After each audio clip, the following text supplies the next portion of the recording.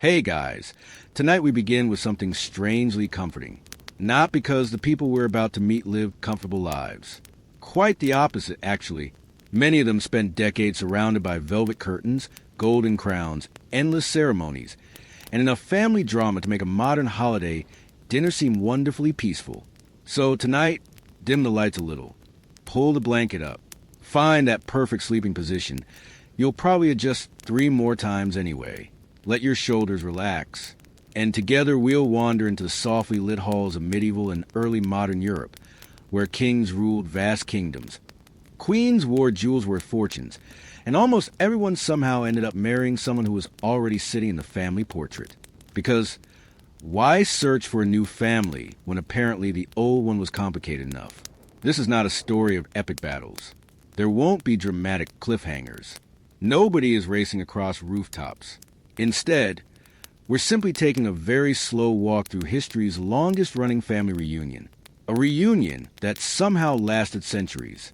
As always, if you enjoy quiet history before sleep, settle in, breathe slowly, and let the past drift gently around you. Imagine Europe around the year 1500. Castles dotted green hills. Church bells floated across sleepy towns. Messengers spent weeks carrying letters that today would take less than a second to send. Royal courts sparkled with silk, gold embroidery, polished armor, and an astonishing amount of paperwork. Being a monarch looked glamorous from the outside. Inside? Well, imagine being CEO of 15 countries, head of the military, religious symbol, walking political advertisement, and family therapist, all before breakfast. Royal marriages weren't really about love. Love occasionally appeared. Sometimes it even stayed around. But usually marriage was another diplomatic agreement dressed up in expensive clothing. Kings didn't ask, "Who makes me happiest?" They asked, "Whose father controls that mountain pass?" Princesses weren't searching for soulmates. They were international treaties wearing crowns. Every wedding might prevent a war, or accidentally start one. History had a remarkable talent for choosing the second option. Still, there was one tiny problem with all these carefully arranged marriages. Actually, not tiny, genealogically enormous. Most royal families wanted to keep power inside the dynasty. Money stayed inside. Land stayed inside. Claims to the throne stayed inside. Unfortunately, so did the genes. Again, and again, and again, after enough generations, Europe's royal family tree began looking less like a tree and more like someone had repeatedly folded a ladder into itself. If medieval genealogy websites had existed, they probably would have burst into flames. Let's gently meet one of history's most famous examples. Not because he was especially successful, not because he conquered the world, mostly because his family spent generations enthusiastically marrying cousins, as if there simply weren't any other noble families available. Enter the House of Habsburg. The Habsburgs became one of Europe's most powerful dynasties almost by accident. Instead of conquering kingdoms with armies, they often acquired them through marriage. Their unofficial strategy could almost be summarized as, why invade when you can propose? It worked remarkably well. Austria, Spain, parts of Italy, the Low Countries, Bohemia, Hungary, bit by bit, wedding by wedding, inheritance by inheritance, the family accumulated enormous influence, which sounds wonderfully efficient, until everyone at the wedding starts recognizing each other from last year's family gathering, and the year before, and the century before. Generations passed. Each carefully planned marriage made political sense. Each individual decision looked reasonable, yet together they slowly created one of history's most famous genetic cautionary tales. Now, before we continue, it's worth remembering something important. People at the time didn't understand genetics. Gregor Mendel wouldn't begin studying inheritance for hundreds of years. DNA wasn't even a dream. Nobody talked about recessive genes. Nobody calculated coefficients of inbreeding. They simply believed noble blood should remain noble. Simple enough. Unfortunately, biology had its own opinion. One feature gradually became legendary. The famous Habsburg jaw, officially called mandibular prognathism. Unofficially, well, imagine trying to bite into an apple while your lower jaw has decided to begin tomorrow before the rest of your face arrives. Some Habsburg rulers had only mild versions. Others looked as though evolution had politely stepped out for lunch. Portrait painters worked incredibly hard. Artists deserve enormous respect, especially court painters. Imagine spending weeks creating a flattering portrait of a king whose jaw seemed determined to enter the room several seconds before the rest of him. Oil paint can accomplish many miracles. Complete anatomical revision wasn't usually one of them. Of course, court artists remained professionals. Nobody wanted to tell the emperor, "Your Majesty, your chin appears to have declared independence."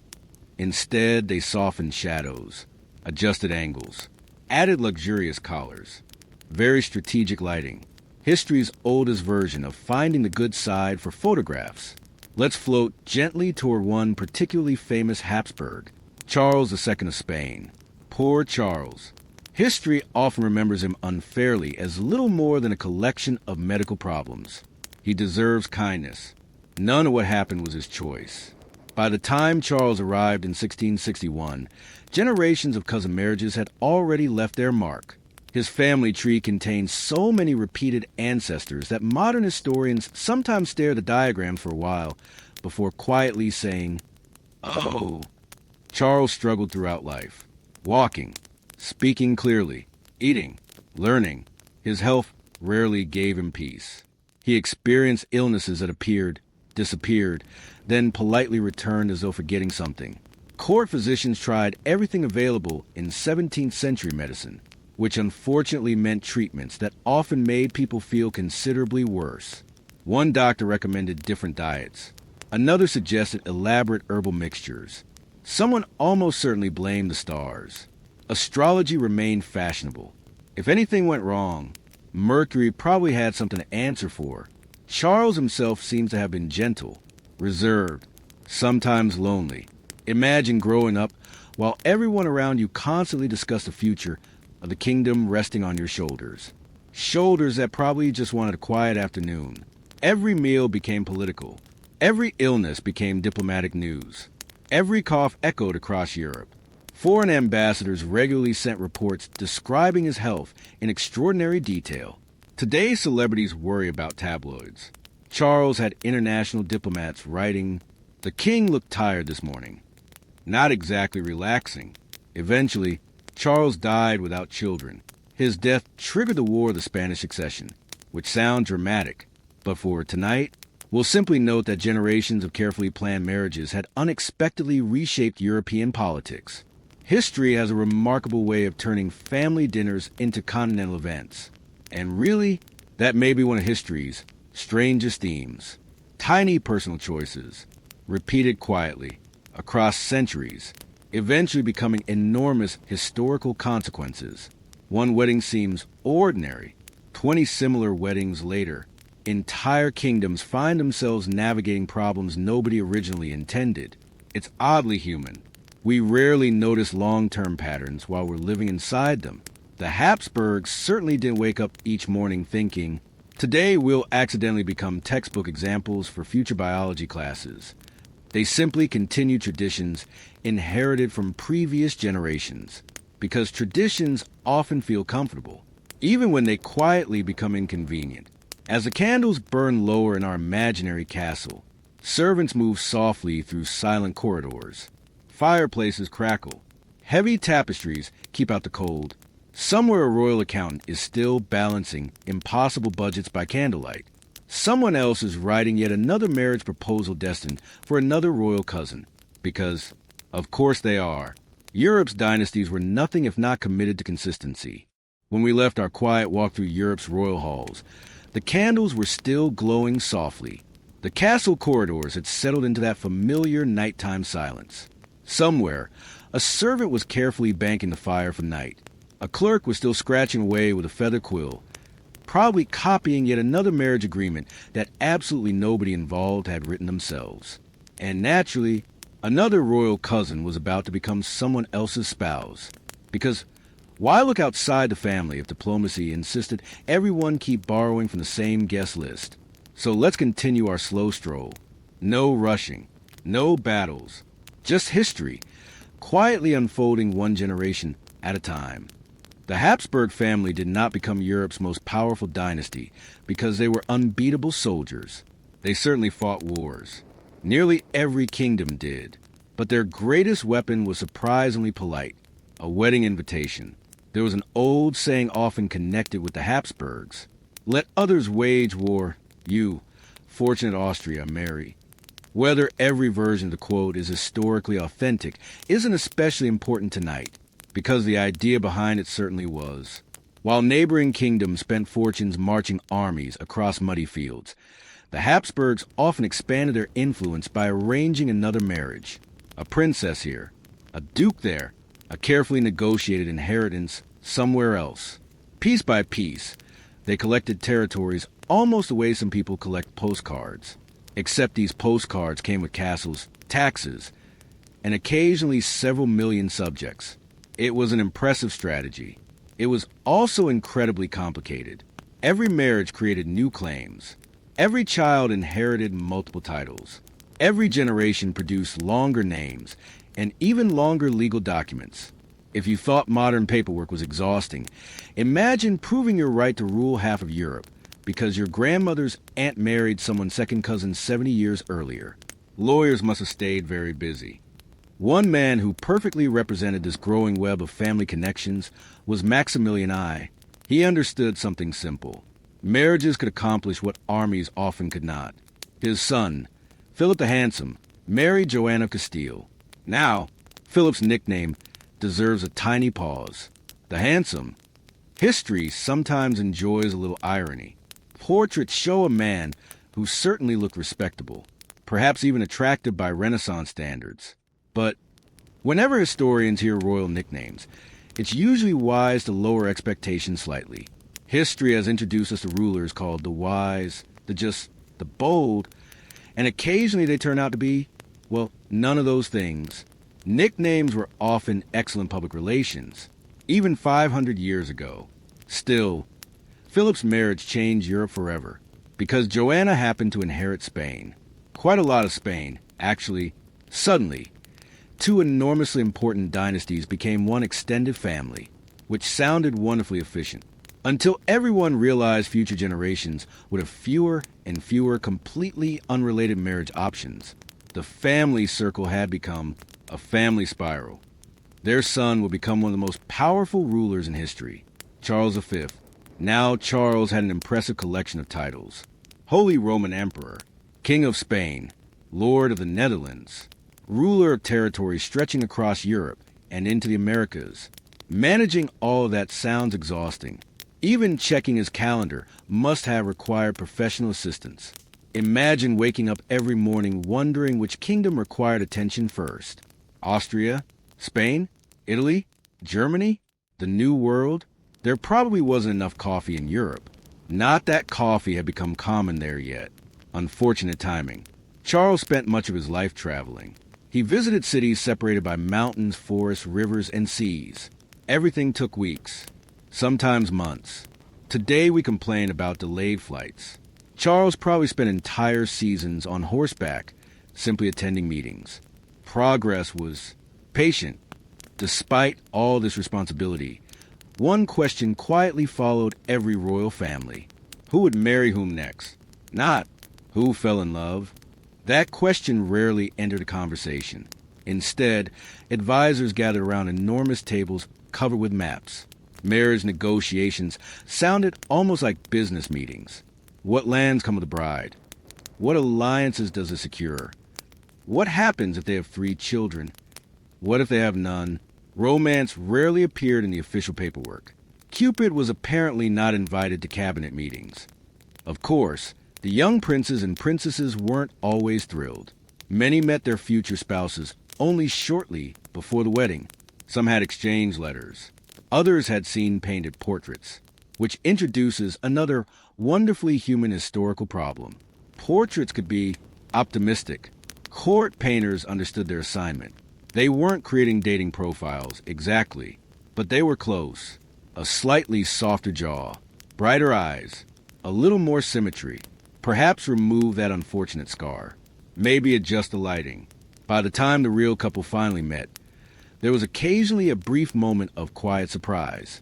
Oh, not necessarily disappointment. Just, oh. History rarely records those first awkward conversations, probably for the best. Meanwhile, another subtle problem continued growing. Every carefully arranged marriage connected relatives who were already connected through earlier generations. Nobody intended to create health problems. They simply wanted trusted alliances. The circle kept becoming smaller. Generation after generation, it happened so slowly that almost nobody noticed. That's often how history works. Big changes rarely announce themselves. They whisper, then keep whispering for a century. Let's slow down for a moment.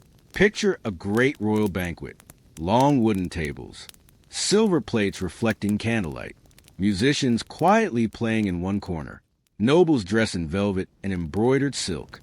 The food seems endless. Roasted meats. Fresh bread. Fruit preserved in honey. Heavy wines. Sweet pastries. Everything appears wonderfully luxurious. Except everyone at the table is somehow related.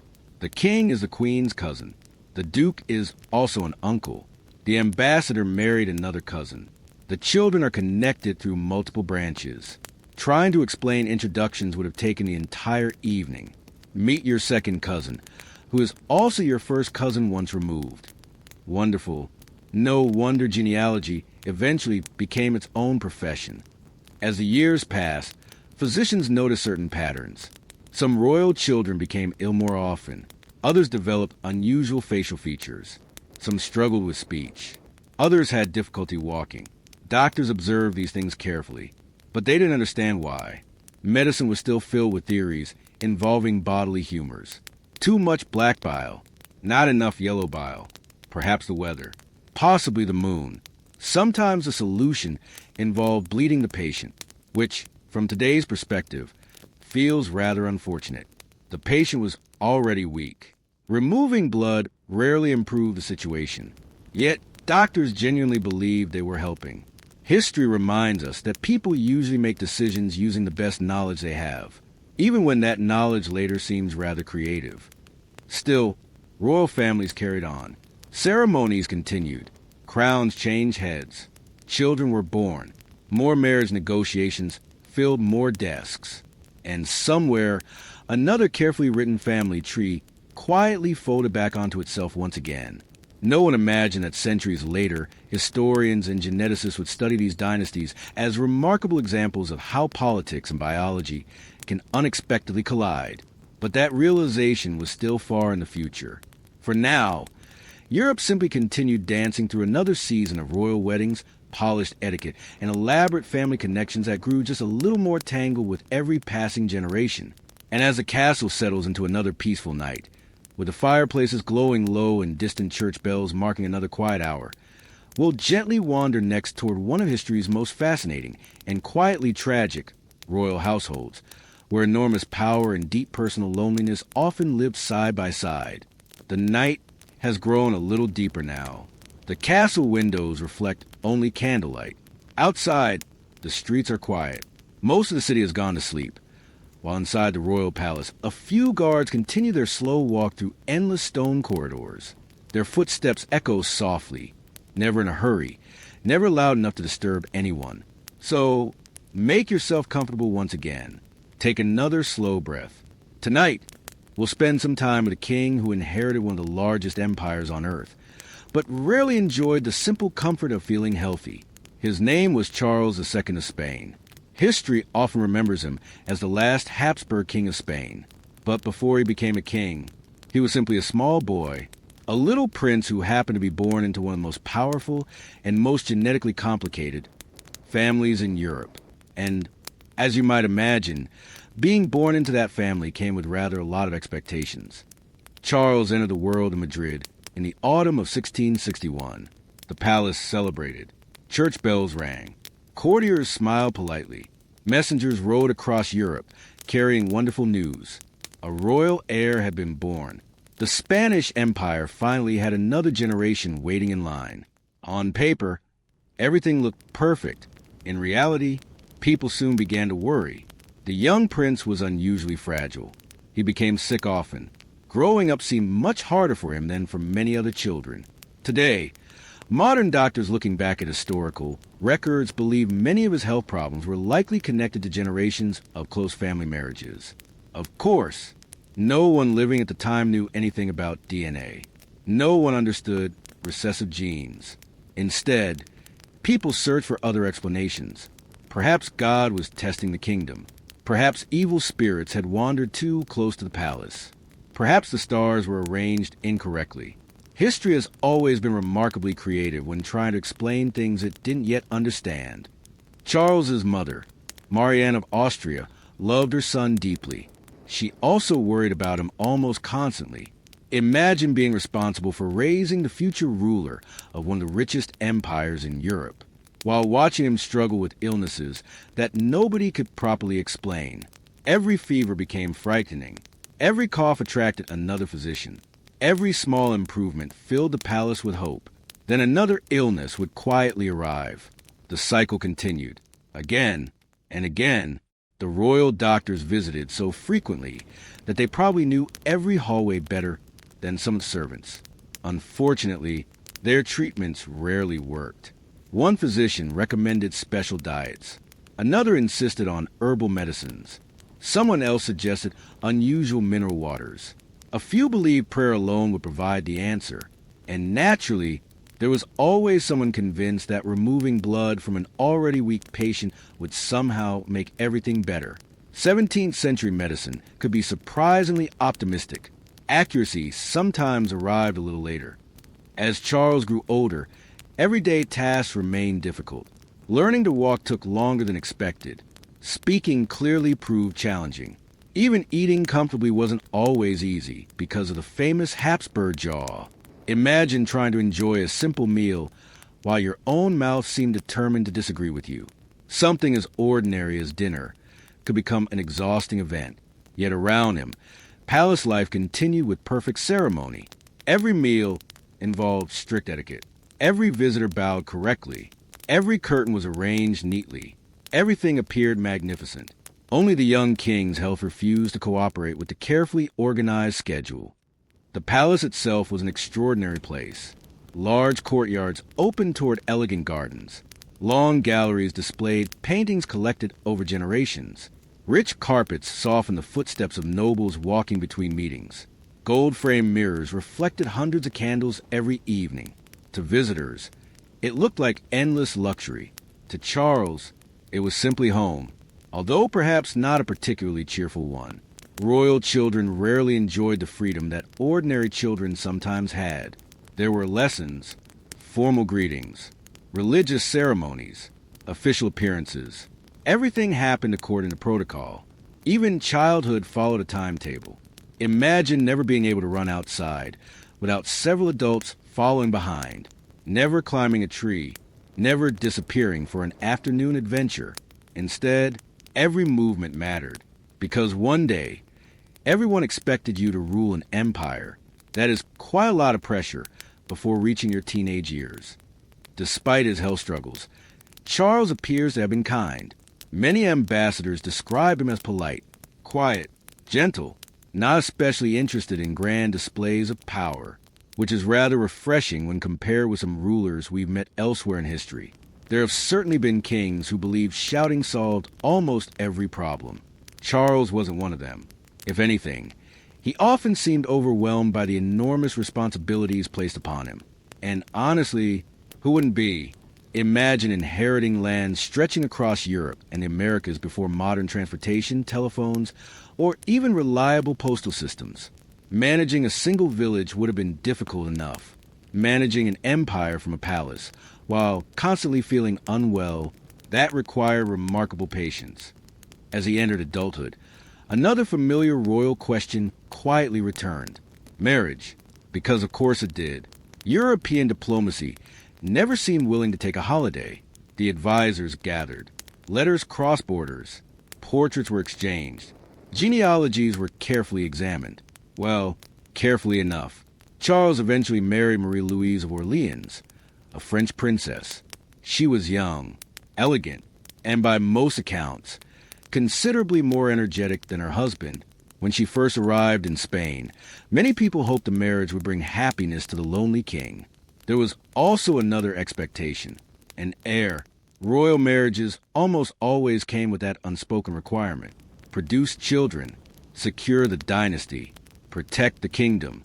Simple, except sometimes history refuses to cooperate. Years passed. No children arrived. The court became increasingly anxious. Whispers spread through palace corridors. Foreign ambassadors sent reports home discussing the royal couple's private life with surprising confidence. Modern celebrities complain about intrusive media. Charles had entire governments discussing whether he had sneezed during breakfast. Privacy was not a royal privilege. Sadly, Queen Marie-Louise died young. Charles was devastated. Contemporary accounts suggest he genuinely cared for her, which makes their story unexpectedly touching. Not every royal marriage was entirely political. Sometimes affection quietly appeared after all. Her death left Charles lonelier than ever. Yet Europe still expected him to marry again, because diplomacy rarely paused for grief. Eventually, he married Maria Anna of Neuburg.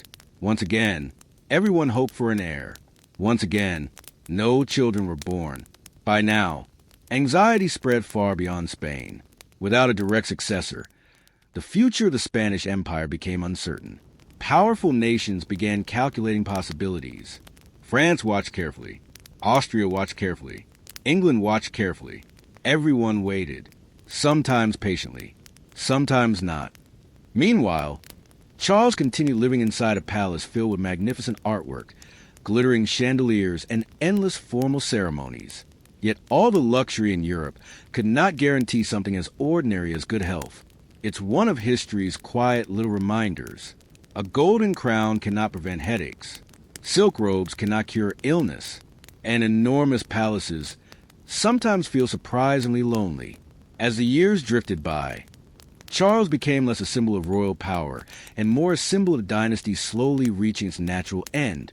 Not through dramatic battles, not through spectacular revolutions, but through generations of decisions that seemed perfectly reasonable at the time. History often changes this way, quietly, patiently, almost unnoticed until the consequences become impossible to ignore. And as the candles burn lower inside Madrid's royal palace, we'll leave King Charles resting for the evening. In our next slow journey, we'll float away from Spain and visit another royal household, where glittering French courts, elaborate etiquette, and yet another carefully arranged marriage reveal that the Habsburgs were far from the only family whose search for perfect dynastic alliances created wonderfully complicated lives. The night has settled in completely now. The palace windows glow softly against the darkness. Somewhere outside, a cool breeze moves through carefully trimmed gardens. A fountain continues its gentle rhythm, completely unconcerned with politics, royal marriages, or the endless paperwork that seems to follow every European dynasty. That is probably the fountain's greatest achievement. So, get comfortable once again. If your pillow has wandered away from its perfect position, this is an excellent moment to rescue it. Take one slow breath, and let's quietly drift westward, leaving Spain behind for a while. Our destination tonight is France. More specifically, the magnificent Palace of Versailles. If medieval castles often felt sturdy and practical, Versailles felt like someone had looked at a perfectly reasonable palace and said, "You know what this place needs? More mirrors." And then someone else replied, "Excellent idea. Let's add gold to everything while we're at it." It became one of the most extravagant royal residences in history. Long halls shimmered with crystal chandeliers. Walls reflected endless candlelight. Gardens stretched farther than many small villages. Every tree seemed perfectly trimmed. Every flower appeared carefully planned. Even nature, it seemed, had received instructions from the royal court. Of course, maintaining all of this required an astonishing number of people. Gardeners, chefs, musicians, tailors, servants, guards, stable workers, clerks, cleaners. The palace functioned like a small city, only with considerably more wigs. At the center of this carefully organized world stood Louis XIV, the famous Sun King. Now, Louis certainly understood public image. Long before modern public relations teams existed, He had essentially invented his own. He dressed magnificently. He staged elaborate ceremonies. He turned everyday routines into public performances. Even waking up in the morning became a formal event attended by selected nobles. Imagine opening your eyes and immediately finding 20 important people politely watching you put on your shoes. Some mornings, most of us barely want to acknowledge the alarm clock. Louis, meanwhile, transformed getting dressed into state business. History occasionally has a wonderfully unusual sense of normal. Louis ruled France for more than 70 years, an astonishingly long reign. Entire generations grew up knowing no other king. For many people, he simply seemed permanent, like mountains, or rivers, or taxes, especially taxes. His court became the model for royal life across Europe. Other kings admired Versailles. Other queens copied French fashion. Nobles everywhere attempted to imitate the elegance of the French court. Some succeeded. Others merely spent enormous sums trying. Fashion has always been surprisingly persuasive. Yet beneath all the glitter, one familiar concern quietly remained. Marriage. Always marriage. Royal families across Europe continued arranging unions designed to strengthen alliances. Sometimes these marriages connected distant relatives. Sometimes not especially distant ones. The goal was stability. The result was often a family tree that required several pages to explain. Modern genealogy software might politely request a moment to process. One remarkable feature of European royalty during this period was how everyone seemed connected. Travel from Madrid to Vienna, from Vienna to Paris, from Paris to London. Sooner or later, nearly every royal introduction included some version of "we're related." Sometimes first cousins, sometimes second cousins, sometimes something considerably more complicated. It became increasingly difficult to find completely unrelated royal spouses. The noble families simply weren't that numerous. Power circulated among a relatively small group. Generation after generation, marriage after marriage, the circle quietly tightened. Now, before we become too critical, it's worth remembering why these choices made sense to people at the time. A royal marriage wasn't viewed as a private decision. It was international diplomacy. One wedding might prevent war. Another could unite kingdoms. A princess represented peace. A prince represented stability. At least, that was the hope. Reality occasionally had other plans. History rather enjoys surprising optimistic diplomats. Let's imagine one of these marriage negotiations. Two groups of ambassadors gather around an enormous oak table. Maps cover one end. Documents cover the other. Ink pots. Wax seals. Fresh parchment. Everyone speaks politely. Very politely. For hours they discuss territories, dowries, inheritance rights, religious questions, trade agreements, future children. Only near the very end does someone finally mention the actual bride and groom. Oh, yes, and they shall be married. The future couple, meanwhile, might be hundreds of miles away, completely occupied with lessons, music practice, or learning proper court etiquette. It's an unusual way to begin married life, but for European royalty, it was almost routine. Versailles itself became a place where appearance mattered almost as much as reality. Every noble competed for attention. Elegant clothing became almost a political language. The correct bow, the correct smile, the correct distance from the king. Everything carried meaning. Even standing in the wrong place during a ceremony could accidentally offend someone important.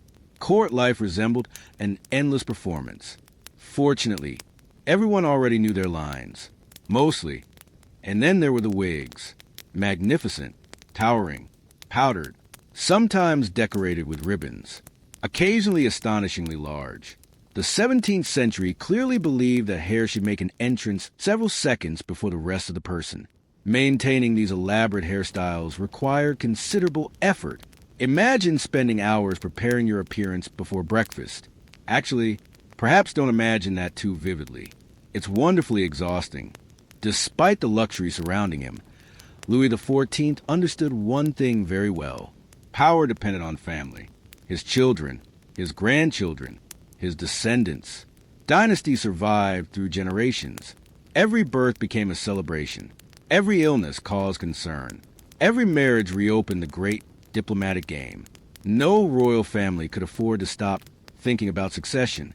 The future was always waiting, quietly, patiently, just beyond the next generation. Meanwhile, physicians across Europe continued trying to understand recurring health problems among noble families. Some children seemed unusually delicate. Others developed inherited conditions that appeared again and again. Doctors noticed patterns. But patterns alone don't explain causes. Without genetics, they searched elsewhere. Perhaps unhealthy air. Perhaps divine judgment. Perhaps planetary movements. One physician confidently recommended fresh mountain air. Another insisted upon expensive tonics. Someone else proposed bathing, in particular mineral springs. The treatments varied. Confidence remained remarkably consistent. Medical certainty has existed for a very long time. Medical accuracy sometimes required a little extra patience. Interestingly, not every royal family experienced severe genetic problems. Some branches welcomed spouses from more distant noble houses. Others expanded their networks across Europe. The outcomes differed. History rarely follows one simple rule. Instead, every dynasty tells a slightly different story. Some flourished. Some faded gradually. Some became famous for military victories. Others became remembered mainly for portraits featuring unusually determined jaws. History can be unexpectedly selective about its memories. As the evening settles over Versailles, musicians quietly finish another performance. Candles burn lower inside the Hall of Mirrors. Servants extinguish one flame after another. The gardens become peaceful beneath the moonlight. For a few precious hours, even Europe's busiest royal court becomes wonderfully quiet. And somewhere beyond France, in palaces scattered across Austria, England, Portugal, Bavaria, and countless smaller kingdoms, another generation of princes and princesses is growing up. Each child carries enormous expectations. Each family quietly plans another alliance, another wedding, another carefully arranged future. Without realizing that centuries later, historians would gently trace these connections and discover just how closely Europe's crowns had become intertwined. So, as our sleepy journey continues, we'll next wander into the quieter corners of royal childhood, where princes and princesses were raised under impossible expectations, surrounded by luxury, yet often denied the ordinary joys that most children never even think about. The palace has become wonderfully quiet. Most of the candles have burned low, leaving only a warm golden glow along the endless stone hallways. Somewhere in the distance, an old grandfather clock calmly announces another passing hour. Outside, the gardens rest beneath the moonlight, and even the birds seem to have agreed that it is finally time to sleep. So let's continue our slow walk through history. No hurry, no battles to rush toward. Just another quiet evening inside Europe's royal households, where children were born into unimaginable wealth and surprisingly little freedom. Because if there was one thing a royal child almost never experienced, it was an ordinary childhood. Imagine waking up when you are only 6 years old. Before your feet even touch the floor, several adults are already waiting. One servant opens the curtains. Another brings fresh water. Another carefully lays out today's clothing. A tutor has already prepared the morning lessons. A priest is waiting for prayers. Someone else has a day's schedule. You haven't even eaten breakfast yet. Most modern children worry about homework. A young prince might already be preparing to meet foreign ambassadors before lunchtime. It sounds impressive. It also sounds rather exhausting. Royal children belong not only to their parents. In many ways, they belong to the kingdom. Every smile was noticed. Every illness became political news. Every birthday represented another successful year for the dynasty. From the moment they entered the world, they carried expectations that would follow them for the rest of their lives. Imagine learning to walk while half the palace quietly wondered whether you would someday inherit an empire. That's quite a lot of pressure for someone still discovering how stairs work. Education began early, very early. Reading, writing, Latin, religion, history, diplomacy, etiquette, music, horse riding, dancing, languages. A royal education rarely left much room for laziness. although naturally, some students remain more enthusiastic than others. History has never suffered from a shortage of children who preferred almost anything over studying grammar. Even future kings occasionally stared out the window, wishing the lesson would end. Some things never really change. One prince who knew this feeling well was Louis XV of France. He became king when he was only 5 years old. 5. Most 5-year-olds are proud of remembering where they left their favorite toy.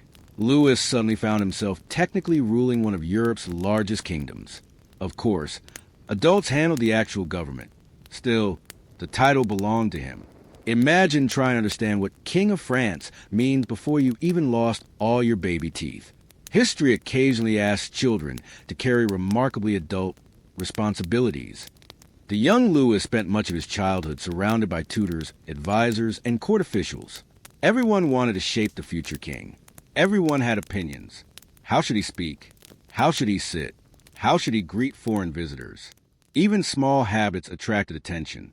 Royal childhood often felt like living inside a very elegant classroom, one that never quite closed for summer vacation. Princesses faced a different set of expectations. They were expected to become graceful, educated, polite, deeply religious, excellent conversationalists, accomplished musicians, skilled dancers, and perhaps most importantly, they were expected to marry well. Notice that phrase, marry well. Not necessarily happily. Those two ideas occasionally overlapped, but not always. For many princesses, childhood quietly prepared them for a future they had very little power to choose. Lessons often included embroidery, languages, court manners, religious instruction. Music filled many royal palaces. Harpsichords echoed through long corridors. Violins accompanied evening gatherings. A princess who played beautifully reflected well upon her family. Even artistic talent became part of diplomacy. Everything seemed connected to politics eventually. History rarely allowed royalty to enjoy hobbies that remained entirely private. Friendships could also become complicated. Royal children certainly played together. They laughed. They told stories. They chased one another through palace gardens when the adults weren't looking. Children remained wonderfully similar across every century, but there was always a quiet reminder. One day, these games would end. Duty would arrive, and duty rarely asked whether anyone felt ready. Some royal children rarely left the palace at all. The outside world existed mostly through windows. Imagine seeing farmers working distant fields without ever joining them, watching festivals from balconies instead of dancing in the streets, listening to ordinary life from behind enormous stone walls. Luxury can sometimes become another kind of prison, a very comfortable prison, but a prison nonetheless. Illness haunted many royal nurseries, not because palaces were dirty. In fact, many royal households tried very hard to keep children healthy. The problem was that medicine itself remained limited.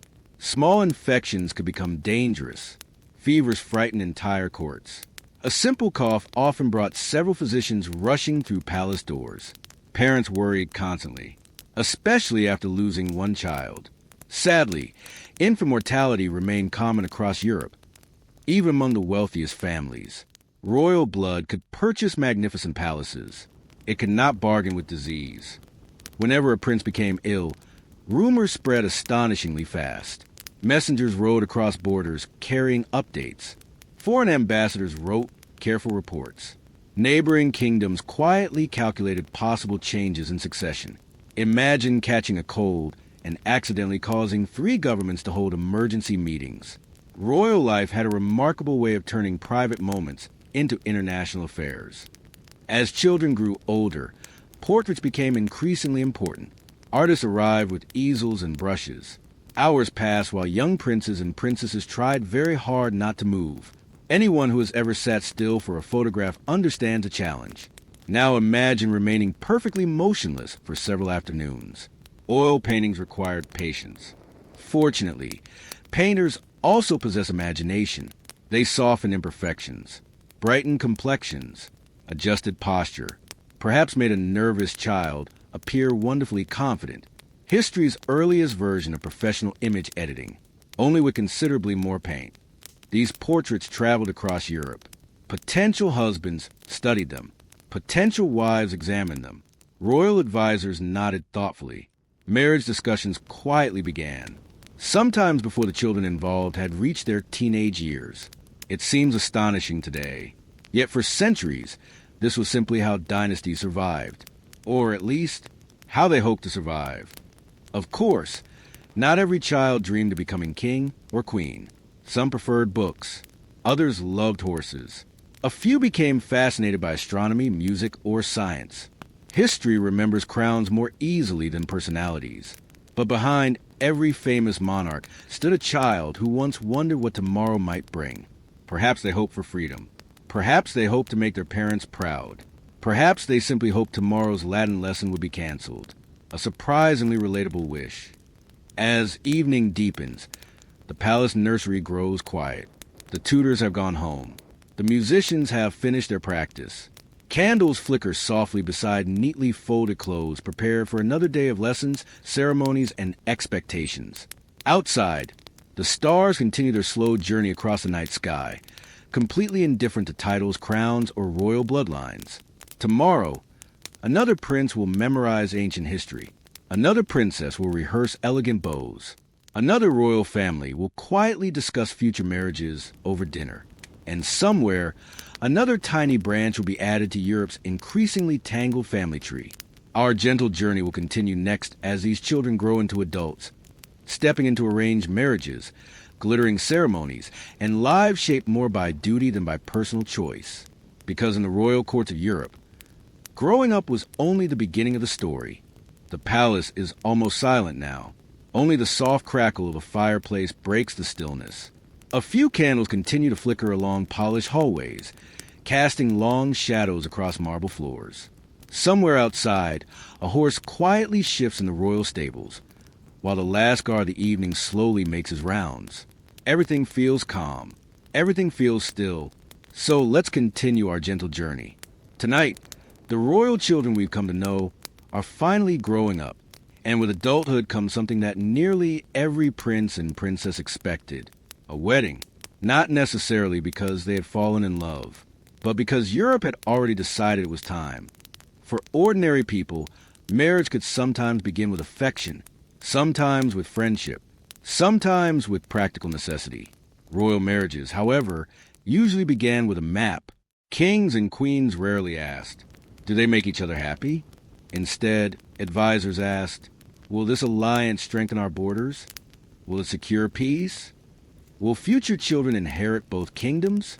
Romance, if it appeared at all, usually arrived much later. Sometimes it never arrived. Months before a royal wedding, letters began traveling across Europe. Ambassadors carried carefully written proposals. Lawyers examined family trees. Priests discussed religious questions. Treasurers negotiated dowries that could equal the wealth of entire cities. Every tiny detail mattered. How many servants would accompany the bride? Which language would the couple speak? What titles would future children inherit? Who would stand closest to the altar? Even the seating arrangements occasionally required diplomatic negotiations. It's comforting to know that awkward wedding planning has existed for centuries. Only the guest list happened to include emperors. Many royal couples met only briefly before their marriage. Some exchanged formal letters. Others saw nothing more than a painted portrait. Imagine agreeing to spend the rest of your life with someone whose personality you know only through polite correspondence, and an artist who is being paid to flatter them. It's a wonderfully optimistic system. History deserves some credit for confidence. One famous example was Marie Antoinette. Before becoming the Queen of France, she was an Austrian archduchess. When she was just 14 years old, arrangements were made for her to marry the future Louis XVI. 14. Today, most 14-year-olds are deciding which hobby they enjoy. Marie Antoinette was preparing to become one of Europe's most closely watched royal figures. The journey from Vienna to France was symbolic in every possible way. At the border, many of her Austrian possessions were exchanged for French ones. New clothing, new attendants, new customs. Even her identity seemed to change as she crossed into another kingdom. It must have felt strange. One day, you're surrounded by everything familiar. The next, You belong to another country. Louis XVI was shy, quiet, thoughtful. He enjoyed practical hobbies far more than grand ceremonies. Locks fascinated him. Metalworking interested him. He reportedly enjoyed repairing mechanical objects. If he'd been born into an ordinary family, he might have become an excellent engineer. Instead, history handed him a crown. Sometimes people are remarkably unsuited for the jobs they inherit, not because they lack intelligence, simply because their talents point in another direction. Louis seems to have been one of those people. Marie Antoinette, meanwhile, arrived at Versailles still very young. The palace dazzled nearly everyone who visited. The Hall of Mirrors reflected thousands of candle flames. Music drifted through endless rooms. Elegant gowns filled every corridor. Servants appeared almost magically whenever someone needed assistance. Yet beneath all the beauty existed an exhausting set of rules. How to stand, how to bow, who could speak first, who could sit, who could remain standing. Every movement carried meaning. Even getting dressed in the morning could become a public ceremony, attended by dozens of nobles. Privacy was something ordinary people enjoyed far more than royalty. The young couple faced enormous expectations almost immediately. Above all, they were expected to produce an heir. Royal families always looked toward the next generation. A healthy prince meant stability. A princess meant another future alliance. Every year, without children, increased anxiety throughout the court. Foreign ambassadors quietly reported developments back to their own governments. Imagine having your family life discussed in official diplomatic letters across Europe. It sounds remarkably tiring. Not every arranged marriage became unhappy. History sometimes surprises us. Several royal couples genuinely grew fond of one another. Shared responsibilities created companionship. Mutual respect gradually became affection. Love occasionally appeared after the ceremony rather than before it. Human beings have always been wonderfully unpredictable. Others, however, struggled. Different languages, different cultures, different expectations. A princess raised in Vienna suddenly found herself navigating French court politics. A German prince arriving in England needed to learn entirely new customs. Homesickness quietly followed many royal brides. Imagine leaving everyone you've ever known. Your parents, your siblings, your childhood friends, your favorite gardens, your familiar language, all to marry someone you've barely met. History often focuses on crowns and ceremonies. Less often does it pause to notice the loneliness. Some queens adapted beautifully. Others never truly felt at home. Many wrote letters describing how deeply they missed their families. These letters remain among history's most touching documents. Behind every magnificent portrait stood a real person adjusting to an unfamiliar life. It's easy to forget that while admiring jewel crowns and embroidered robes, royal weddings themselves were astonishing spectacles. Church bells echoed across cities. Nobles arrived wearing their finest clothing. Choirs filled enormous cathedrals with music. Tables overflowed with food. Fireworks sometimes lit the evening sky. The celebrations lasted for days, sometimes weeks. Ordinary people gathered simply to watch the processions. For a brief moment, everyone shared in the excitement, even if only from a distance. Yet after the music faded, ordinary life quietly returned. The newly married couple still carried the same responsibilities, the same political pressures, the same expectations. A wedding solved surprisingly few problems. It merely introduced new ones. History has always been rather efficient that way. Meanwhile, Europe's great dynasties continued intertwining. The Bourbons, the Habsburgs, the Stuarts, the Romanovs, the Braganzas. Again and again, marriages connected ruling families across the continent. A prince in one kingdom became the uncle of another king hundreds of miles away. A queen became both cousin and aunt through different branches of the same family. The royal family tree grew more tangled with each passing generation. If someone had attempted to explain every relationship aloud, breakfast would likely have become lunch before they finished. As midnight approaches, the grand ballrooms slowly empty. Musicians pack away their instruments. The final dancers leave polished floors behind. Candles are extinguished one by one until only a handful remain. The palace, so full of ceremony only hours before, finally becomes peaceful. Somewhere, a young queen quietly writes another letter home. A nervous king studies tomorrow's schedule. An elderly advisor begins drafting yet another marriage proposal for the next generation. Because history, it seems, never truly stops arranging weddings. And as we continue our slow walk through Europe's royal past, we'll soon discover that crowns brought more than beautiful ceremonies. They also brought enormous emotional burdens. Behind the glittering jewels and golden thrones were lonely rulers, anxious queens, and monarchs who quietly struggled beneath the weight of expectations they had carried since childhood. That is where our story will gently drift next. The night has become wonderfully still. The great palaces that once echoed with music now rest beneath the soft glow of candlelight. Long corridors, so crowded during the day, are almost empty now. A lone servant quietly closes heavy wooden doors. Somewhere in the distance, a clock strikes another hour, its sound gently fading into the silence. Take another slow breath. Settle a little deeper into your pillow. Tonight, we'll discover something that history books don't always mention. Being surrounded by thousands of people doesn't necessarily mean you're never lonely. In fact, some of Europe's most powerful kings and queens live surprisingly isolated lives. From the outside, a monarch's life looked almost magical. Magnificent palaces, golden crowns, fine clothing, music, banquets, respect from nearly everyone they met. It seemed like the perfect life. But appearances, as history repeatedly reminds us, can be wonderfully misleading. Behind every throne sat a person who rarely enjoyed complete privacy. Even a simple walk to the palace involved servants, guards, advisors, and curious nobles. Being alone became a rare luxury. Ironically, many rulers spent their lives feeling deeply isolated while never physically being by themselves. Take Queen Mary I of England, for example. History often remembers her for political and religious conflict.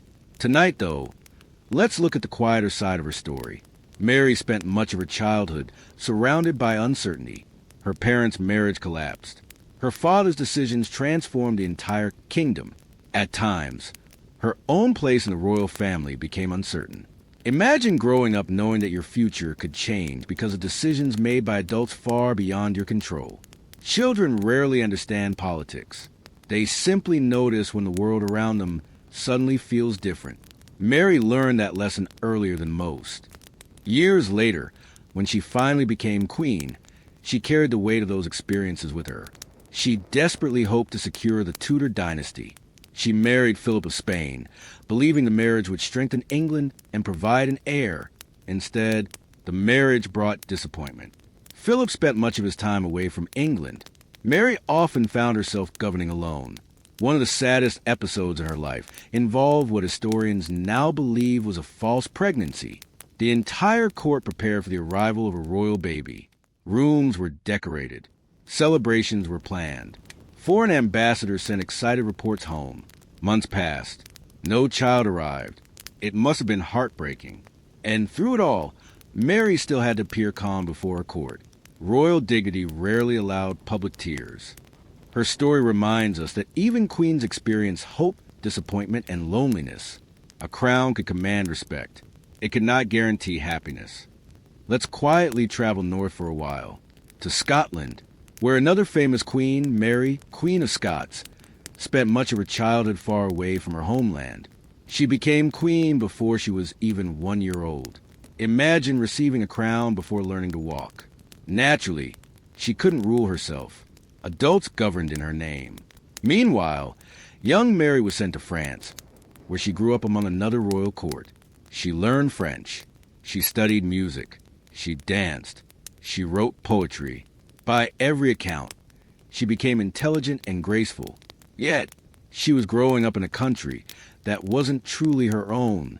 Home remained somewhere across the sea. That feeling of belonging everywhere and nowhere at once followed many royal children throughout history.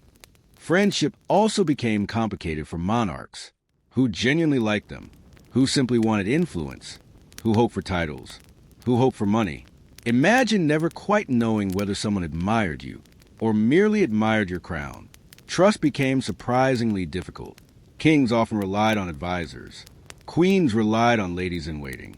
Yet even close companions sometimes represented powerful families with political ambitions. Every conversation carried hidden layers. It sounds exhausting. Some rulers escaped into hobbies. King George III of Britain enjoyed farming and agriculture so much that people jokingly called him Farmer George.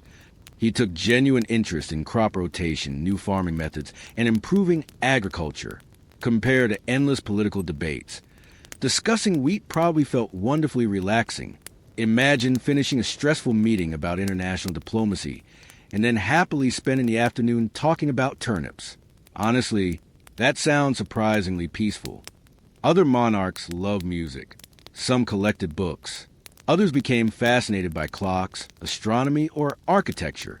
These quiet interests remind us that beneath every royal title lived an ordinary human curiosity. Kings also enjoyed learning new things. Queens appreciated beautiful gardens. Princes built miniature collections. Princesses read novels by candlelight. History sometimes remembers only the crowns, not the people wearing them. Of course, hobbies couldn't erase responsibility. Every morning brought new decisions. Taxes, diplomatic letters, military reports, religious questions, court ceremonies, petitions from subjects. A monarch's desk rarely stayed empty for long. Even during peaceful times, governing demanded constant attention. There was always another document waiting to be signed. Some things never change. Modern offices simply replace feather quills with keyboards. The paperwork remains undefeated. Mental exhaustion quietly affected many rulers. Without modern psychology, anxiety and depression often went unnamed. People describe rulers as melancholy, nervous, withdrawn, or simply not themselves. Sometimes these struggles lasted months, sometimes years.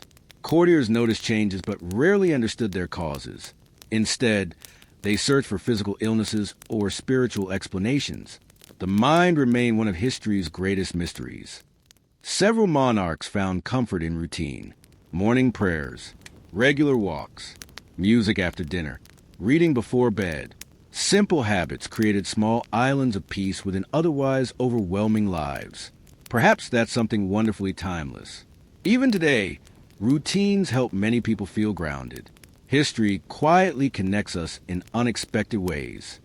Meanwhile, royal physicians continued offering confident advice.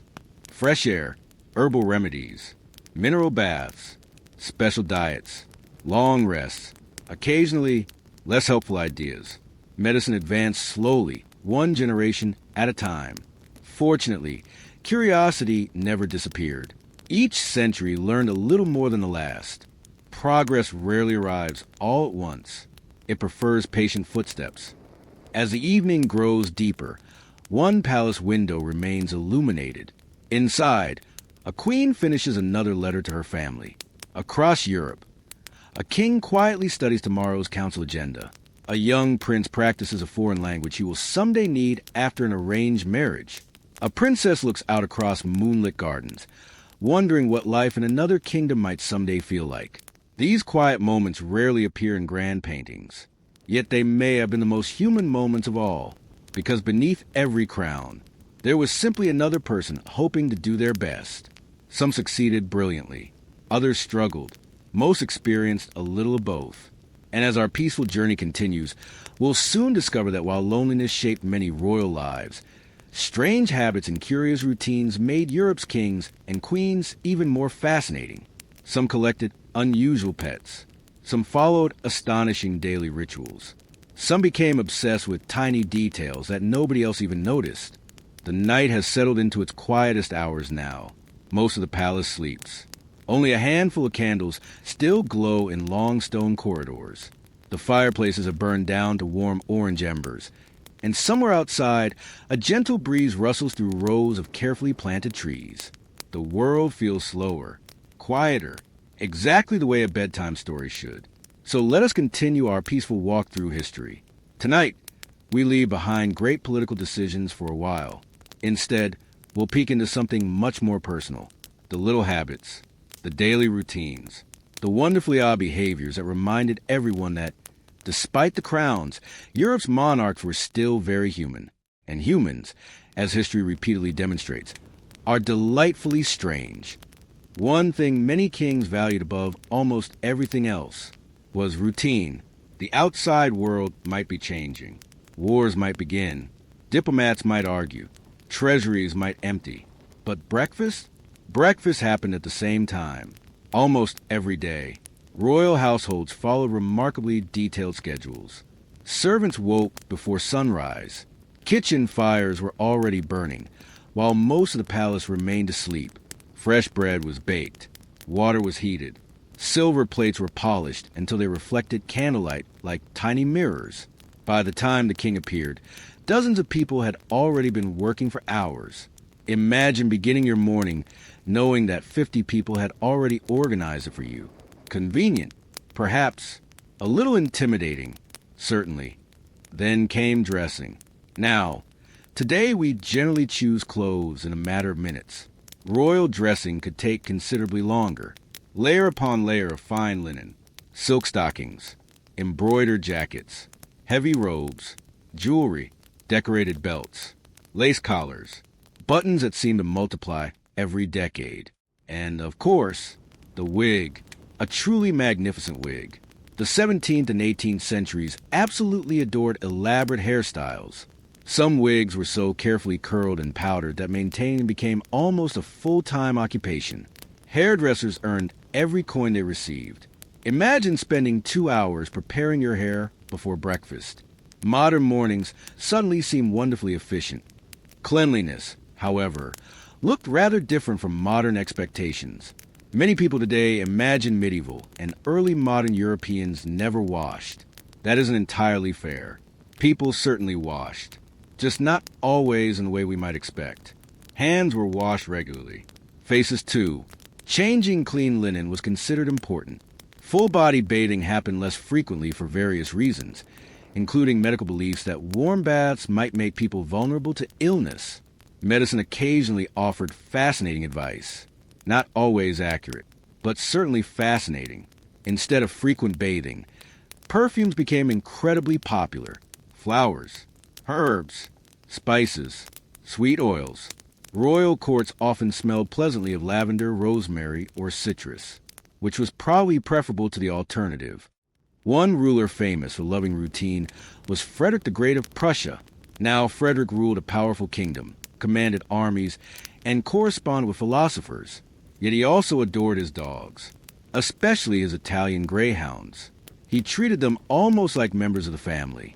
Some accompanied him during meals. Others followed him around the palace. He even requested that several of his beloved dogs be buried near him after his death. For someone remembered as a great military ruler, it's rather comforting that tiny greyhounds occupied such an important place in his heart. History often reveals unexpected tenderness. Frederick also disliked excessive ceremony. Unlike some monarchs who embraced endless formal rituals, he preferred simplicity whenever possible. He enjoyed playing the flute. Imagine finishing discussions about state finances and then quietly practicing music before dinner. It paints a surprisingly peaceful picture. Power and quiet hobbies can exist together. Elsewhere in Europe, another ruler developed an entirely different obsession. Emperor Rudolph II loved collecting unusual objects, paintings, scientific instruments, mechanical devices, rare minerals, astronomical tools, exotic animals. His palace gradually transformed into something resembling one of Europe's earliest museums. Visitors wandered through rooms filled with remarkable curiosities. One cabinet held beautiful gemstones. Another displayed strange shells from distant oceans. Nearby sat complicated clocks whose gears fascinated everyone who saw them. Rudolph genuinely loved learning. His curiosity seemed almost limitless. Perhaps every family has someone who simply enjoys collecting interesting things. Rudolph merely happened to have an emperor's budget. Royal meals also deserve a quiet moment of attention. Large banquets receive most of history's headlines. Yet everyday dining could be surprisingly ordinary.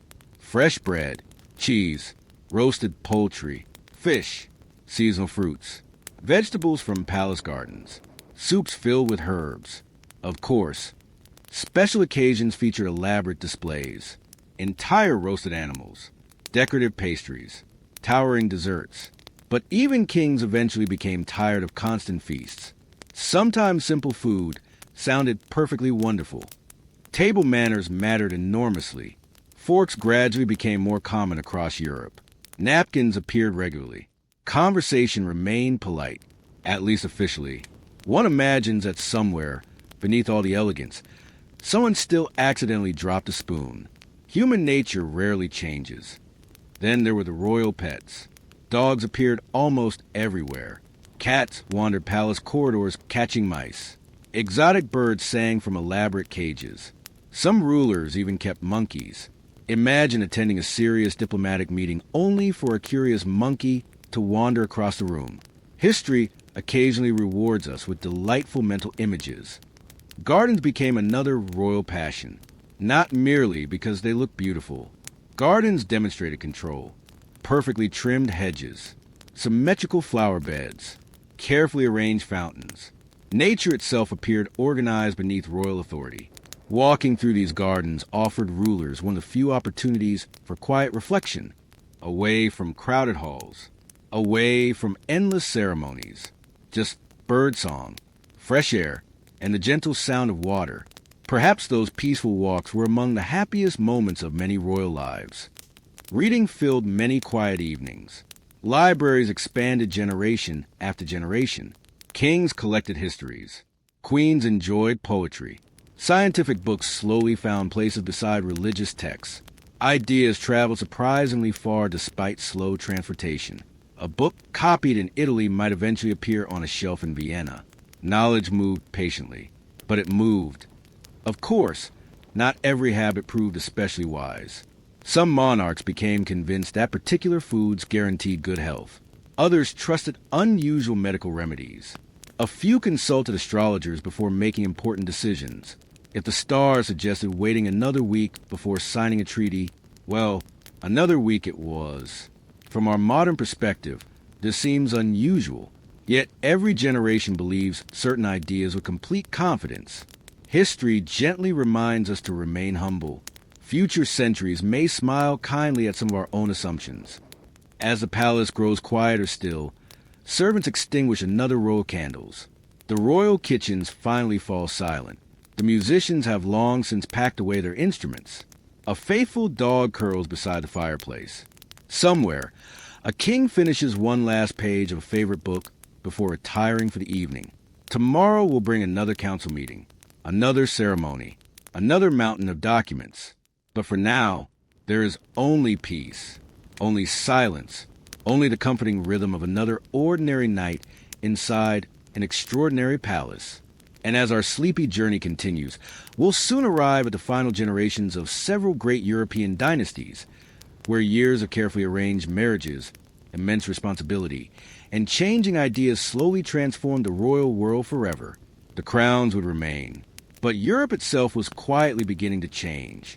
The night feels especially peaceful now. Only a few candles remain burning in the palace. Their soft light dances across old portraits hanging on the walls. Kings, queens, princes, and princesses from centuries past seem to watch silently as another quiet evening drifts by. Outside, the gardens are wrapped in moonlight. The fountains continue their gentle rhythm. Somewhere in the distance, an owl calls into the darkness before everything becomes still once again. Take another slow breath. Settle in. Our journey tonight isn't about dramatic endings. History rarely works that way. Most great dynasties didn't disappear overnight. Instead, they slowly became tired. Generation after generation, the world around them changed while they struggled to change with it. It happened quietly, almost gently, like autumn slowly replacing summer. For centuries, Europe's great royal families believed that tradition was their greatest strength. If something had worked for 100 years, why change it? If royal marriages had protected kingdoms before, surely they would continue protecting them. If noble blood had always remained within noble families, then perhaps it always should. From their perspective, these ideas made perfect sense. They weren't trying to create problems. They were trying to avoid them. History has a curious habit of turning yesterday's solutions into tomorrow's challenges. As the 18th century moved forward, Europe itself began changing. Cities grew larger. Trade expanded. Universities welcomed more students. Books became easier to print. Ideas traveled farther than ever before. People discussed science, philosophy, economics, politics. Questions that had once belonged only to scholars slowly reached merchants, craftsmen, and ordinary families. Curiosity spread across the continent, quietly, patiently, one conversation at a time. Meanwhile, many royal courts continued following traditions established generations earlier. The ceremonies remained magnificent. The clothing remained elaborate. The etiquette remained wonderfully complicated. Visitors still bowed in exactly the right way. Musicians still performed elegant compositions. Banquets still dazzled foreign ambassadors. Everything looked much the same, but beneath the polished surface, Europe was becoming a different place. One of the most fascinating changes involved science. For hundreds of years, physicians had carefully observed recurring illnesses within certain royal families. Now, doctors gradually began relying more on observation than ancient assumptions. Instead of immediately blaming planetary movements or imbalances of mysterious bodily humors, they started asking new questions. Why did certain conditions appear repeatedly within particular families? Why did some children inherit similar features? The answers would not arrive overnight, but the questions themselves marked an important beginning. History often advances because someone quietly asks, "What if we misunderstood this?" Royal advisors also became more aware of succession problems. The old habit of arranging marriages between close relatives no longer seemed quite so reassuring. Some families quietly looked farther afield when searching for suitable husbands and wives. The circle slowly widened, not dramatically, not all at once, but enough to suggest that even Europe's oldest dynasties could learn from experience. Progress rarely announces itself with trumpets. Sometimes it simply arrives through better decisions. Of course, royal life remained demanding. Kings still woke before sunrise to review reports. Queens still hosted diplomatic receptions. Princes still studied languages, history, and military strategy. Princesses still prepared for futures largely chosen by others. Duty continued. The rhythm of palace life remained familiar. Only the world beyond the palace walls seemed to move a little faster each year. Imagine standing at a palace window around the year 1780. From inside, everything feels timeless. The same marble floors, the same chandeliers, the same formal dinners, the same portraits of ancestors watching silently from the walls. Now look beyond the palace gates. Merchants discuss new inventions. Scientists conduct experiments. Writers publish bold new ideas. Farmers adopt improved methods. Shipbuilders design faster vessels. The outside world quietly hums with change. The contrast becomes impossible to ignore. Some rulers welcome new ideas. Others felt uneasy. Change has always been a curious companion. It offers opportunity. It also asks people to leave familiar habits behind. That is never easy, whether you're a farmer, a merchant, or an emperor. One monarch who appreciated learning was Joseph II of Austria. Unlike many rulers before him, Joseph believed governments should become more practical and efficient. He read widely. He admired reason. He introduced reforms designed to improve education, religious tolerance, and administration. Not everyone agreed with his ideas. Some reforms moved too quickly. Others proved difficult to enforce. Even so, Joseph represented something new, a ruler who believed tradition alone was not always enough. History remembers people like him not because they were perfect, but because they tried. Across Europe, royal marriages also began changing. Love still wasn't the primary consideration. Politics remained important. Yet, personal compatibility slowly gained a little more attention than before.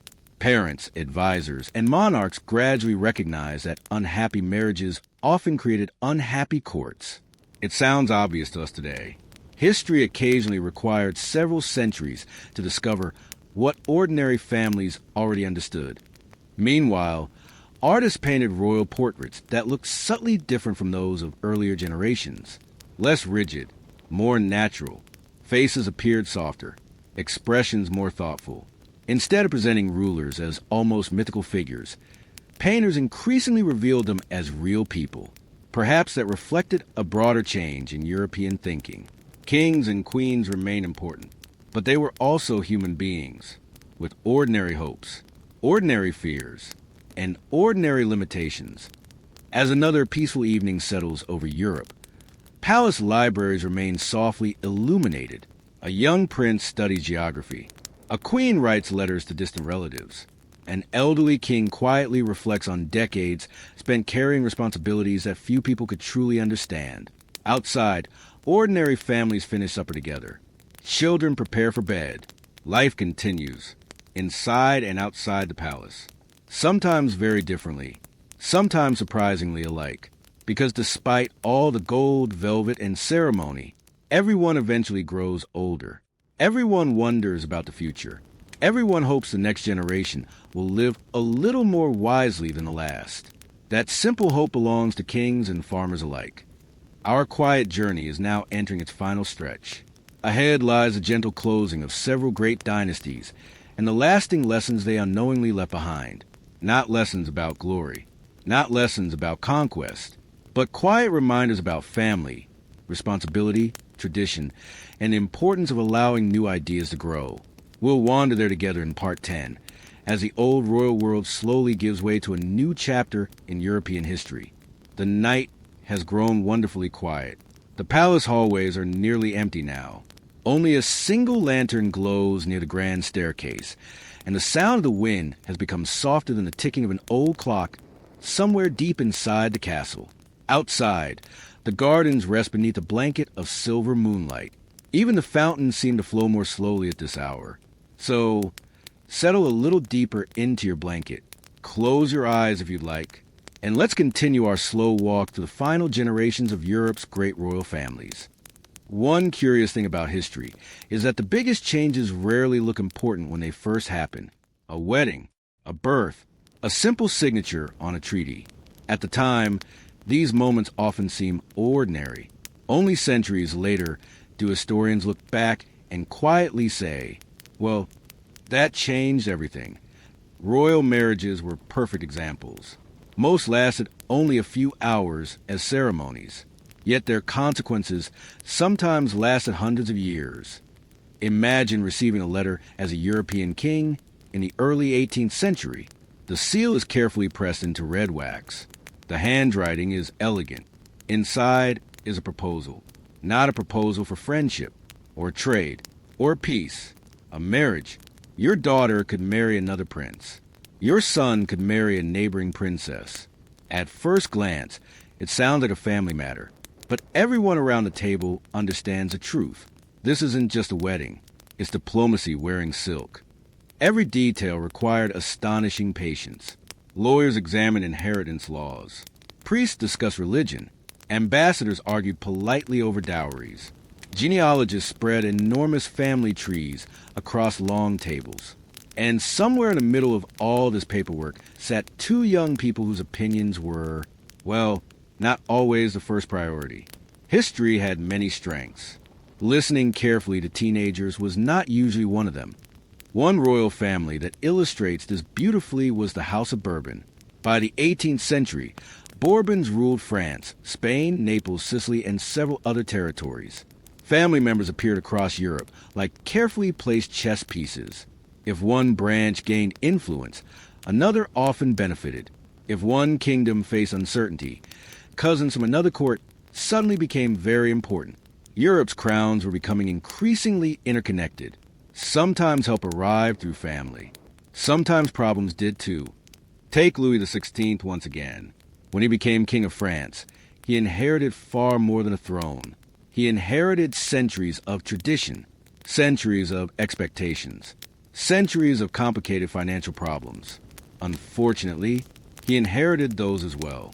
Palaces were expensive. Wars were expensive. Royal households were expensive. Apparently, almost everything connected to monarchy involved impressive invoices. Running a kingdom required enormous resources. Keeping everyone satisfied proved almost impossible. Meanwhile, his wife, Marie Antoinette, remained one of the most discussed women in Europe. Stories about her traveled astonishingly quickly. Some were true, many were exaggerated, others were entirely invented. Public opinion, it turns out, existed long before newspapers became widespread. People have always enjoyed sharing dramatic stories, especially if those stories involved royalty. History's earliest gossip spread remarkably efficiently. Not every rumor deserves belief. In fact, one of history's quiet lessons is that famous people often become surrounded by myths. Kings, queens, generals, explorers.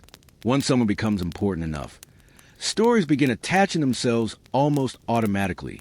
Separating fact from fiction becomes one of the historian's greatest responsibilities, and perhaps one of the most patient. While France attracted enormous attention, other royal families quietly watched events unfold. Austria, Prussia, Russia, Britain, Spain. Every court understood that instability in one kingdom rarely remained isolated. Europe functioned almost like one enormous neighborhood. When something happened next door, everyone eventually heard about it, sometimes within days, sometimes within weeks, but rarely much longer. Meanwhile, the younger generation of princes and princesses continued receiving careful educations. Languages remained essential. French served as a language of diplomacy for much of Europe. Latin still appeared in scholarly circles. Music remained fashionable. Dancing remained unavoidable. Court etiquette continued demanding astonishing precision. A future queen needed to remember hundreds of small customs. When to bow, where to stand, whom to greet first, which fork to use. History occasionally demonstrates extraordinary confidence in the importance of table manners. One pleasant aspect of royal life involved travel. Although pleasant may be slightly optimistic. Traveling hundreds of years ago required patience. Roads could be muddy, weather unpredictable. Carriages bounced enthusiastically over uneven ground. Journeys lasting several weeks were considered entirely normal. Royal travelers brought enormous entourages. Servants, guards, doctors, chefs, musicians, luggage. So much luggage. Moving a royal court from one palace to another resembled relocating a small town. Still, these journeys allowed rulers to experience different parts of their kingdoms. Forests, mountains, villages, rivers, busy market towns. Many monarchs enjoyed leaving the palace occasionally, even if only briefly. Fresh air has always been an excellent companion. By this period, scholars across Europe had begun exchanging ideas more frequently than ever before. Universities flourished. Scientific societies met regularly. Books crossed borders. Letters connected thinkers separated by thousands of kilometers. Knowledge moved quietly from one city to another. Unlike armies, ideas rarely needed permission to cross a frontier. That gentle flow of knowledge would gradually reshape Europe. Not overnight, but steadily, patiently, almost invisibly. Royal families noticed these changes. Some embraced them, others hesitated. Tradition still held enormous power, yet curiosity proved difficult to stop once it had begun. Every generation asked slightly different questions from the one before. That is perhaps the most comforting pattern in history. Human beings continue learning, even if the process occasionally takes longer than expected. As evening drifts toward midnight, the palace grows peaceful once again. The grand ballroom stands empty. Musicians have gone home. The kitchens finally rest after another busy day. Only a few guards remain awake beneath the soft glow of lanterns. A king quietly finishes reading tomorrow's reports. A queen folds another letter destined for a distant relative. Somewhere upstairs, a young prince dreams of adventures far beyond palace walls. A princess wonders what country she may someday call home. Neither realizes that historians centuries later will study their lives as part of one of Europe's greatest stories. A story not simply about crowns, but about families, choices, traditions, and the slow, almost invisible ways that ordinary human decisions can shape extraordinary history. As our gentle bedtime journey continues, Only 3 peaceful chapters remain before we reach the end of this long walk through Europe's royal past. The palace is quieter than ever now. Only a handful of candles remain lit, their small flames gently dancing against ancient stone walls. Outside, the moon hangs high above silent gardens, where the fountains continue their endless conversation with the night. Most of the servants have long since gone to bed. The musicians have packed away their instruments. Even the horses in the royal stables seem content to rest after another peaceful day.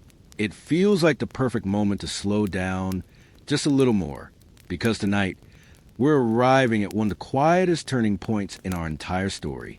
Not a great battle, not a dramatic revolution, just people beginning to understand something they had never understood before. And sometimes those are the moments that change history the most. For centuries, Europe's royal families believed they were protecting their kingdoms by marrying within a small circle of noble houses. It seemed sensible. Trusted families created trusted alliances. Property remained secure. Political agreements lasted longer. Everything appeared carefully planned. Yet generation after generation, physicians noticed the same quiet patterns. Certain illnesses returned. Some children were unusually fragile. Others inherited similar physical features. A few struggled with health throughout their lives. The observations were becoming too consistent to ignore. The explanations, however, remained frustratingly out of reach. Imagine being a doctor in the early 18th century. You observe your patients carefully. You write detailed notes. You compare families. You notice similarities. But you have never heard the words gene or DNA. Those ideas simply do not exist yet. Trying to solve hereditary illnesses without genetics would be rather like trying to assemble a beautiful clock without ever seeing its gears. You know something is happening. You simply cannot see the mechanism. History often asks remarkable questions long before it discovers the answers. Many physicians still relied on the ancient theory of the 4 humors: blood, phlegm, yellow bile, black bile. Health, they believed, depended upon keeping these mysterious substances in perfect balance. If someone became ill, perhaps one humor had become too strong. Perhaps another had weakened. Treatments naturally focus on restoring balance, sometimes through diet, sometimes through herbs, sometimes through rest, and quite often through bloodletting. Modern readers usually wince at this point. Quite understandably, removing blood from an already weakened patient rarely improved matters, but physicians acted according to the best knowledge available.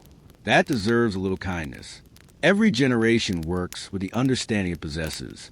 Future generations simply know a little more. As the 18th century gave way to the 19th, medicine slowly began changing. Doctors increasingly emphasized careful observation. Hospitals improved. Anatomy became better understood. Scientific methods gradually replaced older assumptions. Progress was never dramatic. It arrived quietly. One careful experiment. One thoughtful observation. One curious student at a time. Meanwhile, royal families also began adjusting their marriage traditions. Not all at once. Old customs rarely disappear quickly, but advisors increasingly recognized that constantly arranging marriages between very close relatives carried certain risks. Gradually, marriage negotiations widened. Princes sought brides from more distant branches. Princesses traveled farther across Europe than previous generations often had. The royal family tree slowly began stretching outward once again, after centuries of folding inward. One remarkable development came much later, during the 19th century, through the work of an Austrian monk named Gregor Mendel. Now, Mendel wasn't studying kings. He wasn't advising queens. He wasn't even particularly interested in royal politics. Instead, he spent years patiently studying pea plants. Pea plants. History occasionally rewards extraordinary patience in wonderfully unexpected places. By carefully observing generations of peas, Mendel uncovered the basic principles of heredity. Traits could be passed from parents to children in predictable ways. Some characteristics remained hidden for generations before quietly reappearing. His work would eventually become one of the foundations of modern genetics. Ironically, the answers that Europe's royal families had unknowingly searched for over centuries emerged not from a palace, but from a peaceful monastery garden. Sometimes history has an excellent sense of irony. Of course, nobody living during Charles II's lifetime could have known any of this. Nobody at Versailles could have explained recessive inheritance. Nobody inside Vienna's imperial palace possessed modern genetic knowledge. Judging the past by today's understanding is rarely fair. Far kinder is simply to appreciate how much humanity has learned. Knowledge grows, slowly, patiently, generation after generation, just as it always has. Royal education also continued evolving. Young princes now study mathematics more seriously. Science joined history and philosophy as an essential subject. Engineering became increasingly respected. Astronomy fascinated many courts. Libraries expanded rapidly. The Age of Enlightenment encouraged rulers to ask questions rather than simply preserve traditions. Not every monarch embraced these ideas equally, but curiosity itself had become fashionable, and curiosity has always been one of civilization's greatest strengths.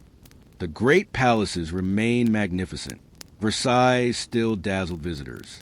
Vienna's Schönbrunn Palace continued hosting elegant ceremonies. Madrid's royal residence still welcomed ambassadors from across Europe, yet the atmosphere had subtly changed. Less certainty, more discussion, less unquestioning tradition, more careful observation. History rarely announces these shifts. It simply allows them to unfold, almost unnoticed. Portraits from this period reveal something interesting as well. Earlier paintings often emphasize divine authority, majestic poses, golden robes, power beyond question. Later portraits frequently appeared more natural, more thoughtful, more human. Perhaps artists themselves sensed that rulers were no longer being viewed quite the same way. A king remained important. A queen remained respected. But both increasingly appeared as individuals rather than distant symbols. It's a small artistic change, yet one that quietly reflects a changing world. As another peaceful evening settles over Europe, a physician carefully closes his notebook after examining a young prince. A tutor finishes tomorrow's science lesson. A librarian gently places a newly printed book onto a palace shelf. Outside, ordinary families continue living their ordinary lives. Children laugh. Parents work. Neighbors talk beneath evening skies. The distance between palace and village remains great. Yet both are slowly becoming part of the same changing world. Because knowledge belongs to everyone eventually, it begins with a few curious minds, then spreads, one conversation, one book, one generation at a time. And now, our long and peaceful journey is nearing its end. The night has become wonderfully peaceful now. Only the faintest glow remains in the palace windows. The great halls that echoed with footsteps throughout the day now rest in complete silence. Outside, the fountains continue their endless song, while the moon slowly drifts above gardens that have witnessed centuries of celebrations, ceremonies, and whispered conversations. Take another slow breath. Let your shoulders relax. We've walked together through hundreds of years of royal history. We've wandered through magnificent palaces, met lonely kings, curious queens, gentle princes, homesick princesses, families connected by marriages that stretched across an entire continent. Tonight, we arrive at the beginning of the end, not a dramatic ending. History is rarely that neat. Instead, the old royal world simply began growing older. For generations, European monarchies had stood at the center of political life. Everything seemed to revolve around them. Wars, peace treaties, religious ceremonies, royal weddings, births, funerals. Every major event seemed connected to a crown. But quietly, almost without anyone noticing, another force had been growing. Ordinary people, merchants, teachers, scientists, writers, doctors, engineers, craftsmen. Their voices slowly became louder, not because they wished to destroy the past, but because they wanted to help shape the future. The 19th century brought railways, factories, steam engines, faster communication. Newspapers reached more homes than ever before. People could read about distant events within days instead of months. Ideas traveled almost as quickly as trains. The world suddenly felt much smaller. Kings and queens remained important, but they no longer represented the only source of authority or knowledge. Universities expanded, scientific societies flourished, governments gradually became more complex. The responsibilities once carried almost entirely by monarchs slowly spread among ministers, elected officials, judges, and professional administrators. Power itself became less personal, more institutional. It was a slow transformation, one that unfolded across generations rather than decades. Meanwhile, the royal families themselves also changed. Many began marrying outside the small circles that had defined earlier centuries. The lessons of the past had been quietly learned. No official announcement declared, "We should probably stop marrying close relatives." History rarely speaks so directly. Instead, tradition simply evolved. New marriages connected different dynasties, different countries, different branches of Europe's noble families. The family trees slowly became healthier, wider, less tangled. It was perhaps one of the gentlest corrections in European history. Medicine continued advancing as well. Doctors washed their hands more consistently. Hospitals became cleaner. Vaccinations spread. Nutrition improved. Understanding of inherited conditions grew steadily throughout the 19th and 20th centuries. The mysterious illnesses that had puzzled generations of royal physicians gradually became easier to explain, not because history had changed, but because knowledge had.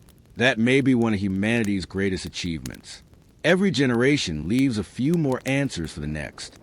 The great palaces remained. Versailles still welcomed visitors. Vienna's imperial buildings continued standing proudly.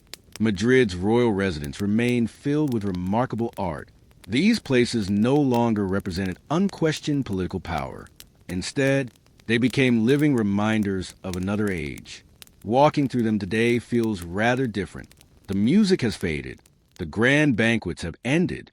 The ambassadors no longer hurry through endless corridors carrying sealed letters. Instead, travelers wander quietly through galleries, admiring paintings and imagining the lives once lived there. History has a gentle way of transforming workplaces into museums. The portraits hanging upon palace walls tell their own quiet story. Look closely enough, and you'll notice more than crowns. You'll notice tired eyes, gentle smiles, thoughtful expressions, nervous children dressed as future rulers, young queens adjusting to unfamiliar countries, elderly kings carrying responsibilities that had lasted longer than many lifetimes. The paintings never move, yet somehow they continue speaking, not loudly, only softly, as bedtime stories often should. One fascinating truth remains. Many of the monarchs we met tonight never imagined that ordinary people centuries later would remember their personal lives with such curiosity. Charles II probably never imagined that scientists would study his family tree. Marie Antoinette could hardly have guessed that millions of visitors would someday walk through Versailles discussing her daily routine. Frederick the Great certainly didn't expect future generations to smile at stories about his beloved dogs. History remembers people in wonderfully unexpected ways, sometimes for their greatest achievements, sometimes for their smallest habits, sometimes simply because they remind us that every famous figure was once an ordinary child growing up beneath extraordinary expectations. And perhaps that is a quiet lesson hidden beneath all these stories. Kings worried, queens hoped, princes doubted themselves, princesses missed home, doctors searched for answers, parents wished for healthy children, families tried their best, even when they misunderstood the world around them. Strip away the crowns, and much of human history begins to feel surprisingly familiar. As the evening grows later, the final servants quietly extinguish the remaining candles. The palace settles into complete darkness. Only the moonlight remains, spilling gently through tall windows onto polished stone floors that have carried the footsteps of centuries. Tomorrow, new generations will continue studying these remarkable lives. New historians will uncover forgotten letters. New scientists will better understand inherited diseases. New visitors will wander ancient halls in quiet admiration. The story never truly ends. It simply becomes another chapter waiting to be discovered. And with that peaceful thought, only one final part remains. The night has reached its quietest hour. The candles have almost completely burned away. Only a soft silver moonlight now slips through the tall palace windows, stretching across polished marble floors that have reflected the footsteps of kings, queens, servants, musicians, diplomats, and curious children for hundreds of years. The fountains continue their gentle song outside. A cool breeze moves through rows of ancient trees. The world feels wonderfully still. So, before we say goodbye to this long journey, let's take one final slow walk together. No hurry, no destination. Just one peaceful stroll through history before we quietly close the palace doors for the evening. If you've been with me from the beginning, we've traveled across centuries without ever needing to rush. We wandered the grand halls of the Habsburgs, where family trees slowly folded back upon themselves until politics and biology became unexpectedly intertwined. We stood inside the quiet palace of Charles II of Spain, a king born into unimaginable privilege who nevertheless spent much of his life battling fragile health and impossible expectations. We admired the glittering mirrors of Versailles, where appearances mattered almost as much as reality, and where every graceful bow seemed carefully rehearsed. We watched young princes and princesses grow up surrounded by luxury, but carrying responsibilities that no child could truly understand. And somewhere along the way, we realized something rather comforting. History is not only about crowns, it is about people. It is easy to imagine monarchs as larger than life. Portraits encourage us to think that way. Golden robes, jewel crowns, magnificent thrones, confident expressions carefully painted by talented artists. Yet behind every portrait lived someone who probably had ordinary worries. Someone who occasionally slept poorly before an important meeting. Someone who missed a parent. Someone who laughed at a private joke. Someone who quietly wondered whether they were making the right decision. Power has never removed humanity. It merely hides it beneath heavier clothing. Think for a moment about those endless royal family trees. At first, they seem almost amusing. So many cousins marrying cousins. So many repeated names. So many complicated titles that even historians sometimes need diagrams to keep track. But beneath those tangled branches were families trying, in their own imperfect way, to protect what they believed mattered. They wished to preserve kingdoms, maintain peace, secure the future for their children. They simply lacked the scientific understanding that later generations would gain. History rarely divides neatly into heroes and villains. More often, it introduces us to ordinary people making extraordinary decisions with incomplete information. Perhaps that's true of every generation, including our own. One of the gentlest lessons from tonight's journey is that knowledge grows slowly. The physicians who treated Charles II truly wanted him to recover. The tutors who educated young princes sincerely believed they were preparing wise rulers. Parents arranging royal marriages genuinely hoped to protect their families. They simply worked within the limits of what they knew. Centuries later, we benefit from discoveries they could never have imagined. Modern medicine, genetics, psychology, public health. Each generation quietly hands another lantern to the next. The road becomes a little brighter every time. As Europe changed, so too did its monarchies. Many still exist today, though their roles are very different from those of their ancestors. The vast empires have faded. The endless succession wars have become chapters in history books. The diplomatic marriage contracts that once shaped continents are now museum documents, carefully preserved behind glass. Time has a remarkably gentle way of turning today's headlines into tomorrow's exhibits. And yet, the castles remain. The cathedrals remain. The gardens still bloom every spring. Visitors wander through ancient halls where musicians once performed beneath thousands of candles. Children stare upward at enormous painted ceilings just as royal children once did centuries ago. The buildings continue quietly doing what they have always done. Standing, watching, remembering. Perhaps somewhere inside the Palace of Versailles, after the visitors have gone home and the lights have grown dim, the silence feels much the same as it did 300 years ago. Perhaps the moon still shines through the same windows that once illuminated silk gowns and polished shoes. Perhaps the fountains still whisper exactly as they did when young princes hurried to the gardens, unaware that future generations would remember their names. History has a comforting habit of leaving small pieces of itself behind. Not everything disappears. Some places simply become quieter. And maybe that's one reason history helps us sleep. It reminds us that every busy day eventually becomes a peaceful evening. Every loud celebration eventually grows silent. Every great palace eventually rests beneath the stars. Even the most powerful rulers in Europe ended each day exactly as everyone else did. They removed their crowns. They changed into simpler clothing. They wished their families good night. And somewhere beyond the palace windows, the moon continued shining without the slightest concern for titles or kingdoms. Some things have always belonged to everyone. The stars, the changing seasons, the quiet comfort of evening. So tonight, as our long journey comes to an end, let's leave the old palaces exactly as we found them. Peaceful, silent, filled with stories patiently waiting for the next curious traveler. We'll quietly close the heavy wooden doors behind us. The echoes of distant footsteps slowly fade. The final candle flickers once, then gently disappears. Outside, dawn is still far away. The gardens rest beneath the moon. The ancient castles stand peacefully against the night sky, no longer filled with the worries of kings and queens, but with a quiet memory of lives that once shaped a continent. And perhaps that is the nicest way to remember them.